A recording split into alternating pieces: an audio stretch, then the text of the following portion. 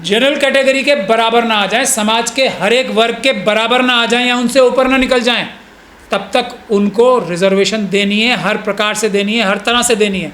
अगर ये 15% कम पड़ रहा था, अगर ये दूसरे समाजों की इनको ज़रूरत पड़ रही थी जो 8% खाली बैठ पड़े हैं या 50% खाली पड़ी हैं सीटें, उसके अलावा 15 से 25% करने में शेड्यूल कास्ट कम्युनिटी के लिए किसने रोका है?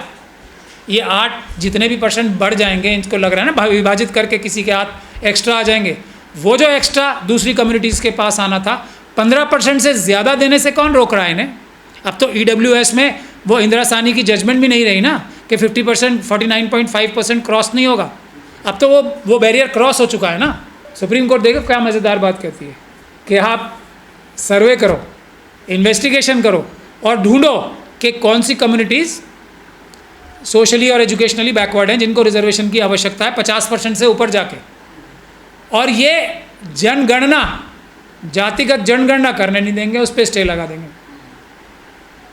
ये कौन सा तरीका है? ये सब बुनियादी बातें हैं जो हमें समझनी पड़ेंगी। तो मेरा कहने का मकसद ये है कि कोई 50% की कोई बैरियर नहीं है, होना चाहिए, कानूनी तौर पे भी नहीं रहा ना, अब बिल्कुल कोई बैरियर नहीं है। तो 15% से ऊपर अगर लगता है कि दूसरे समाजों को ज़रूरत है तो एक्स्ट्रा उन सभी समाजों को जिनको ऐसा लगता है कि समाज में हक नहीं मिल रहा इस 15% में से और कुछ एक वर्ग खा जा रहे हैं, तो उनको 15% से एक्स्ट्रा उतना परसेंटेज दे दो ना। वो लोग 15% में भी कम्पीट करेंगे और एक्स्ट्रा उन्हें उनका हक जो अब 15% को तोड़ के मिलना है वो दे दो। कौन रोक रहा है? इसके लिए आंदोलन होना चाहिए। इसमें हमारी मजबूती, एकता बनी रहेगी और कोई कानूनी रोक टोक नहीं है इसमें। उसी तरीके से ट्राइबल कम्युनिटी के लिए भी मैं यही सजेशन दे रहा हूँ। क्रीमी लेयर का निकालने का तरीका कानूनी, संवैधानिक ऑलरेडी है ना, बिल्कुल हमारे सिस्टम में ही मौजूद है। वो ऑटोमेटिकली क्रीमी लेयर बाहर होती जाएगी, उसका तरीका है ना। अगर कोई क्रीमी लेयर नाम की वस्तु है तो उसका तरीका ऑलरेडी मौजूद है ना। बहुत अच्छा तरीका है। आप किसी भी एग्ज़ाम में बैठते हैं, हमारा कोई शेड्यूल कास्ट या शेड्यूल ट्राइब की बहन या भाई वो जनरल कैटेगरी में क्वालिफाई कर लेता है, जिस भी एग्ज़ाम में कर लेता है, तो वो व्यक्ति अपने आप बाहर हो गया ना रिजर्वेशन से। हो गया कि नहीं हो गया? ये है अगर कोई सो कॉल्ड क्रीमी लेयर ख़त्म करने का तरीका है या उसको रिजर्वेशन ना देने का तरीका है, वो हमारे सिस्टम में ही इनबिल्ट है। जैसे ही कोई जनरल कैटेगरी का एग्ज़ाम, कोई भी जो जनरल कैटेगरी का बैरियर, जो उनका cut off, last cut off है, उसको क्रॉस करेगा, वो बाहर हो गया ना रिजर्वेशन से ऑटोमेटिक। बाकी जो लग रहा है ना इन्हें कि वो बेचारे जो हमारे समाज के वो लोग जो क्रीमी लेयर से नीचे के हैं उनको नहीं रिजर्वेशन मिल रही, तो वो रिजर्वेशन के माध्यम से मिल जाएगी। तो ये है ऑटोमेटिक तरीका, जो कि जो लोग ऊपर उठते जाएंगे इंडिविजुअल्स, ये पूरे समाज पे लागू नहीं हो सकता। ये फ्रॉड है कि पूरे समाज को आप क्रीमी लेयर बना दें। घर में से एक जो बच्चा है वो जनरल कैटेगरी में आ गया या IAS बन गया, IPS बन गया, तो वही तो बाहर हुआ। बाकी सब, वो सब कैसे, उसके बच्चे कैसे बाहर हो गए उससे? वो कैसे क्रीमी लेयर में आ गए बच्चे उसके? उस व्यक्ति की, ये व्यक्तिगत होना चाहिए, ये पूरे समाज के लिए नहीं होना चाहिए क्रीमी लेयर, एक इंडिविजुअल के लिए होनी चाहिए। उसके लिए हमारा पूरा प्रावधान कानून में मौजूद है, हमारे सिस्टम में आज भी मौजूद है। लेकिन अब क्या होने जा रहा है? और मज़ेदार बात सुनिए, ये जो लोग जनरल कैटेगरी में, जो हमारे कॉम्पिटिटिव लोग हैं, वो जनरल कैटेगरी में आ जाते हैं, उनको भी वापस धक्का दे के, गर्दन पकड़ के उनको रिजर्व कैटेगरी में धक्का दिया जाने का प्रावधान आ रहा है। उसके लिए भी आप सब होशियार हो जाइए।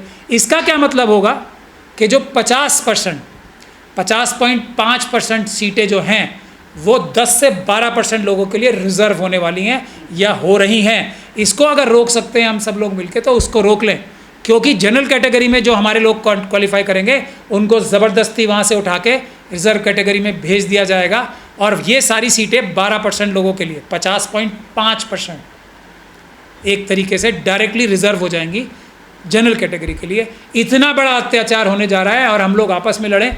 तो मेरी गुजारिश यही है कि हम लोगों को 15% से ज़्यादा करवाने के लिए लड़ाई लड़नी चाहिए। जितनी लड़ाई हम आपस में लड़के करेंगे, हम सब एक होकर 15% से ज़्यादा, और इसको बढ़ाएं। जितने भी परसेंटेज वो बांटना चाहते हैं या देना चाहते हैं उसको बढ़वाएं, एक बात। दूसरी बात, उसको रोकें कि जो जनरल कैटेगरी में हमारा बच्चा या बच्ची क्वालिफाई होती है उसको रिजर्व कैटेगरी में न डाल जाए। मेरी ये गुजारिश है, मेरा ये मैसेज है। इस मैसेज को सब तरफ फैलाया जाए। सर सुप्रीम कोर्ट ने किस आधार पर, किस डाटा को देखकर ये फैसला सुनाया सर? डेटा तो अभी आया ही नहीं ना, इसीलिए तो कह रहे हैं, इसीलिए तो सुप्रीम कोर्ट ये कह रही है पहले आप डेटा तो तलाश करो कि ये कम्युनिटीज़ या ये सब ग्रुप्स जो हैं ये बैकवर्ड हैं, बाकी लोगों से ज़्यादा बैकवर्ड है, और वो कोई सर्वे करने नहीं देंगे सुप्रीम कोर्ट। ये सिर्फ बांटने के लिए जजमेंट है मेरा इसमें, इससे किसी को भी, किसी एक व्यक्ति को भी कुछ फ़ायदा नहीं होने जा रहा, बल्कि सभी का नुकसान होने जा रहा है, मैं ये कह सकता हूँ। रिजर्वेशन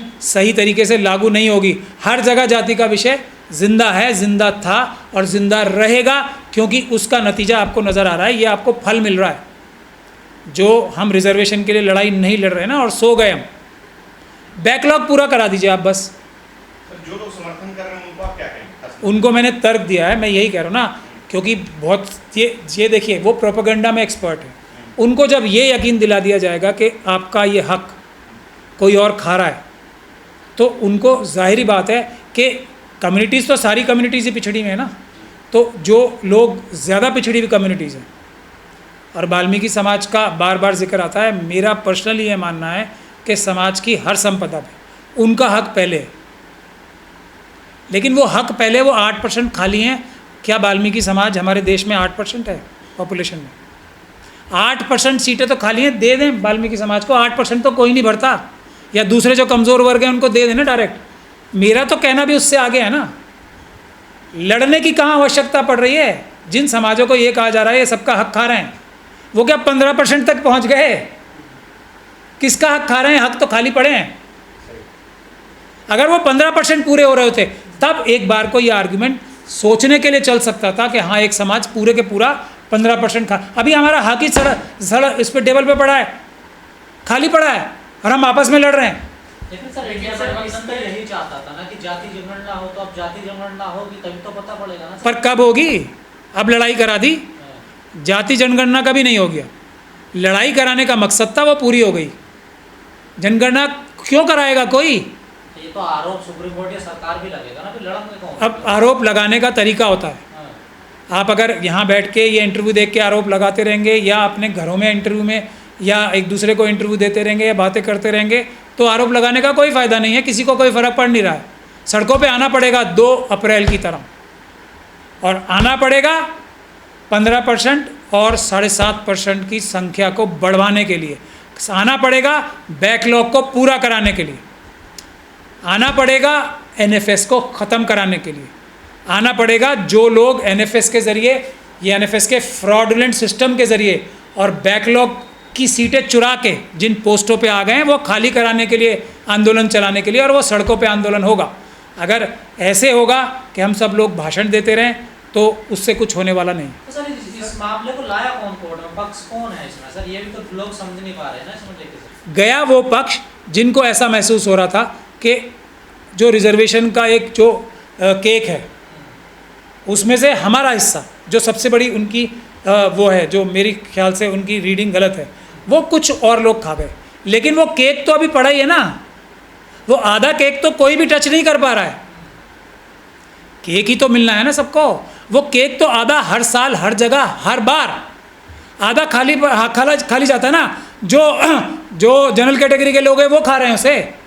तो जनरल कैटेगरी, जो बुनियादी सवाल है जो हमें पूछना चाहिए हमारे सभी समाजों को, कि ये हक जो है जनरल कैटेगरी के पास जाता हुआ अच्छा है, जो बचा हुआ है आप 50% जो है, या हमारे अपने समाज के पास जाए, समाज के लोगों के पास जाए, हमारे अपने परिवार में जाए, ये सवाल है बुनियादी। मगर वो तो हमेशा जनरल कैटेगरी के पास जा रहा है 50%।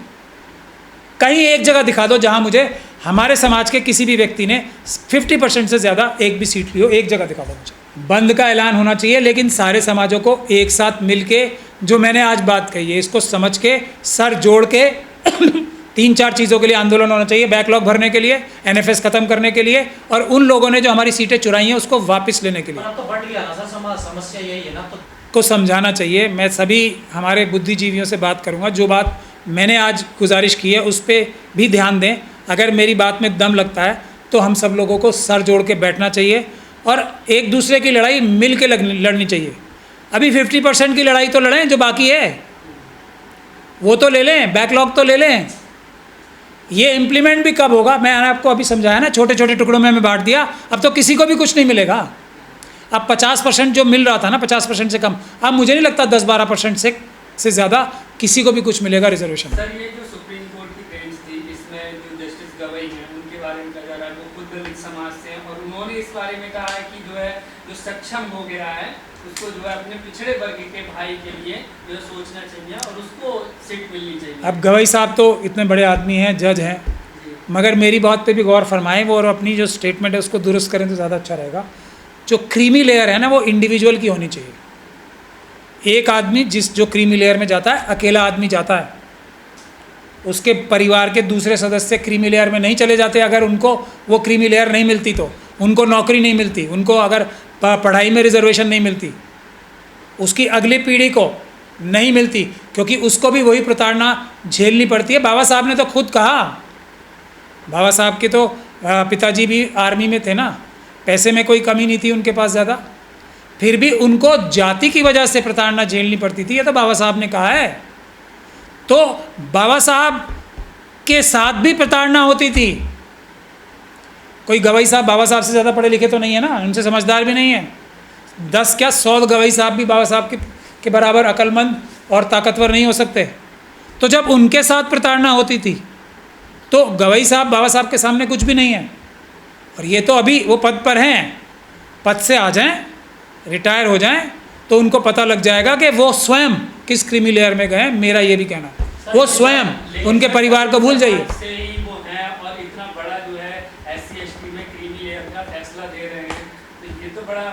कि सोचें, इंडिविजुअल होता है क्रीमी लेयर, कोई पूरी समाज को क्रीमी लेयर नहीं कहा जा सकता कभी भी।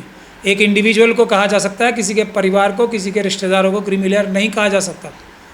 तो एक बात तो ये है। दूसरी बात ये है कि हम तो रोज़ देख रहे हैं, हम तो ये SC/ST एक्ट के केसेस करते हुए डेली देख रहे हैं, डेली देख रहे हैं। क्या देख रहे हैं कि जो इन्वेस्टिगेटिंग ऑफिसर्स हैं वो हमारे समाज के बनाए जाते हैं, जो जजेस हैं उनके पास हमारे समाज के जो जजेस बनते हैं उनके पास हमारे केसेस भेजे जाते हैं। अब वो पता नहीं अपने मन से करते हैं या उन पर कोई दबाव होता है या उनको कोई लालच होता है, वो हमें ज़्यादा मारते हैं दूसरे जो कम्युनिटी के लोग हैं उनसे ज़्यादा, क्योंकि SC/ST एक्ट में तो सेक्शन 4 नहीं लगता ना हमारे समाज के लोगों पे, लेकिन प्रेशर तो हर जगह लगता है। तो जो ना नज़र आने वाली चीज़ें हैं वो हावी हो जाती हैं। जो नज़र आने वाली चीज़ें सेक्शन 4 है, जो कि किसी भी अफसर को SC/ST एक्ट के प्रावधान तोड़ने पर सज़ा देता है, वो पीछे रह जाती है। सर जो बेला त्रिवेदी हैं उन्होंने तो ये कहा कि अनुच्छेद 341 का यह उल्लंघन हो रहा है, वो इसके खिलाफ है ना, इस फैसले के? देखिए, जजमेंट तो जजमेंट होती है। मैं आपको कानूनी प्रावधान बताऊं, चाहे एक भी जज ज़्यादा हो तब भी वही जजमेंट होती है। ये सब बातों में जाना ही नहीं चाहिए, ये सब कोई फ़ायदा नहीं है इन सब बातों में जाके। 100% हुआ है, लेकिन एक के कहने से क्या होगा, कोई फ़र्क पड़ेगा? तो इन सब वही आ गई ना आप बात, फिर आप बहकावे में आ गए। एक के कहने से कोई फ़र्क पड़ रहा है? ये है बहुत बुनियादी बात, ये समझने की बात है। आज सब हम एक जज की तारीफ़ करने के लिए तैयार हो रहे हैं, लेकिन कुछ फ़र्क पड़ रहा है? हमें लोगों को ये देखना पड़ेगा कि हमारे हाथ में क्या आ रहा है, टेबल पे क्या रखा गया है, उससे कोई मतलब नहीं है। एक जज ने क्या फ़ैसला दिया उससे कोई फ़र्क पड़ रहा है? तो ये सब चीज़ों को, पर्दे के पीछे क्या हो रहा है और रीडिंग बिटवीन द लाइंस हमारे लोगों को सीखनी पड़ेगी। राजनीति से प्रेरित है ये फैसला? अभी इसमें राजनीति से प्रेरित है या नहीं है, लेकिन इस जजमेंट को मैं ये कह के कर सकता हूँ कि ये संविधान से प्रेरित नहीं है, ये बराबरी से प्रेरित नहीं है, ये न्याय से प्रेरित नहीं है। ऐसा इस जजमेंट के बारे में मैं पूरी जिम्मेदारी के साथ कह सकता हूँ। सर ये काम तो संसद को करना चाहिए ना, जो वर्गीकरण का है। संसद कौन सा कुछ ये नहीं करेगी जो हो रहा है। संसद को जो काम करने चाहिए वो है। संसद ने इतने कानून बनाए, संसद उस पर अमल करती है। संसद के लोग ही, जो एग्जीक्यूटिव है, जो ब्यूरोक्रेसी है, वही संसद के कानूनों का पालन नहीं करती। संसद क्या करती है? कुछ लोगों का कहना है कि ये काम जो है संसद के हिसाब से होता है, तो न्यायपालिका जो है वो संसद के काम में घुसेगी। देखिए, न्यायपालिका हो या कार्यपालिका हो या हमारी ये जो ये है, ये लेजिस्लेचर है, विधायिका जो है, ये आपस में मिलीजुली सरकार समझे आप इन्हें। कोई किसी के उसमें नहीं जा रहा, सब एक तरीके से एडजस्टमेंट करके आधा आधा काम बांट लिया है, हमारे लोगों ने अपने आप को बांट लिया है, और जो समझदार लोग हैं, जो जनरल कैटेगरी के लोग हैं, उन्होंने अपना काम बांट लिया है, और हम लोगों ने आपस में अपने आप को बांट लिया। ये फ़र्क है, काम बांट के वो नुकसान पहुंचाने का काम कर रहे हैं, और हम लोग उनके बांटने पर, और हम लोग आपस में ही लोग बांट लिए हमने आपस में, और आपस में लड़ाई कर रहे हैं।